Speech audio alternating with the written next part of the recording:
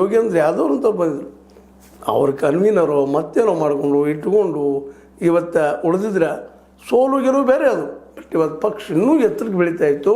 ಇವತ್ತು ಮೋದಿಯ BJPಗೆ ಪ್ರಬಲ ವಿರೋಧನ ಮಾಡ್ತಾಯಿದ್ರು. ಕೇವಲ ಒಬ್ಬ ಇವತ್ತು ಉಳಿದಿದ್ದಾರೆ ಕೇಜ್ರಿವಾಲ್ರು. ಎಷ್ಟೊಂದು ತೊಂದರೆ ಕೊಡ್ತಾಯಿದ್ದಾರೆ. ದೆಹಲಿಯಲ್ಲಿ ಕಸೋಬೇಕಾದ್ರೆ ಎಷ್ಟು ತೊಂದರೆ ಪಡ್ಕೊಂಡ್ರು ಮೋದಿ ಮತ್ತು ಭಾರತೀಯ ಜನತಾ ಪಕ್ಷ. ಹರಿಯಾಣದಲ್ಲಿ ಸಾಕಷ್ಟು ಹೋರಾಟ ಮಾಡಿದ್ದು. ಆದರೂ ಹರಿಯಾಣದಲ್ಲಿ 92 ಲಕ್ಷಗಳನ್ನು ತೊಗೊಂಬಂತು ಆಮ್ ಆದ್ಮಿ.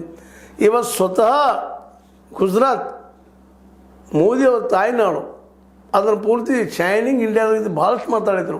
ನಾವು ಭಾಳ ಮಾಡಿ ಉನ್ನತಕ್ಕೆ ಓದಿದ್ದೀವಪ್ಪ ಗುಜರಾತ ಅಂಥೇಳಿ. ಆದರೆ ಇವತ್ತು ಗುಜರಾತ್ದಲ್ಲಿ ನಿಧಾನಕ್ಕೆ ಅಲ್ಲಿ ಜನ ಆಮ್ ಆದ್ಮಿ ಕಡೆ ಹೊರಳ್ತಾ ಇದ್ದಾರೆ. ಇವತ್ತು 2ನೇ ನಂಬರ್ದಲ್ಲದ ಅಂಥೇಳಿ ಸುದ್ದಿಗಳು ಬರ್ತಾಯಿದ್ದಾವೆ ಗುಜರಾತ್ದಿಂದ. ಅಂದ್ರೆ ಯಾವ ಮೂಲ ನೆಲೆಯಿಂದ ಬಂದಿದ್ರು ಮೋದಿಯವರು ಅಲ್ಲಿ ಹೋಗಿದ್ದಾರೆ.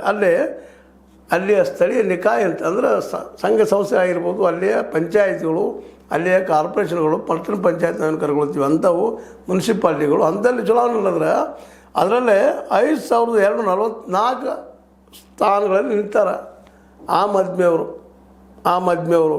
ಅದರಲ್ಲಿ ಆಯ್ಕೆ ಆಗಿದ್ದು 500ಕ್ಕೂ ಹೆಚ್ಚು ಜನ ಅಲ್ಲಿಯ ಜನ ಆಯ್ಕೆ ಆಗಿದ್ದಾರೆ, ಸದಸ್ಯರಾಗಿದ್ದಾರೆ. ಅದರಲ್ಲೂ ಮುಖ್ಯವಾಗಿ 1500 ಜನ ಸದಸ್ಯರು 2ನೇ ನಂಬರ್ದಲ್ಲಿದ್ದಾರೆ. BJP ನಂತರ ಅವರು ಇದ್ದಾರೆ. ಇದರ ಅರ್ಥ ಏನಪ್ಪ ಅಂತಂದ್ರೆ ನಿಧಾನಕ್ಕೆ ಆಮ್ ಆದ್ಮಿ ಜನಸಂಖ್ಯೆ ಹೋಲಿಗತ್ತದ.